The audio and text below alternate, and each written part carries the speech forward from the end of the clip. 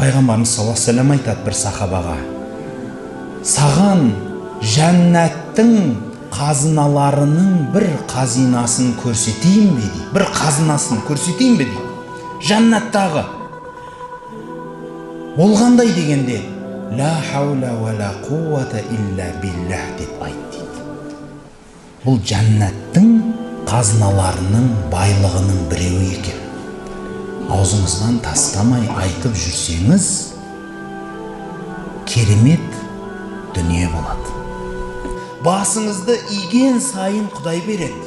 Сол үшін айтады: жемісі бар ағаш иілгіш болады дейді. Ол жемісі жоқ ағаш қақайып тұрады дейді. Бұл деген сөз, жүрегінде иманы бар адам Құдай берген сайын иіледі.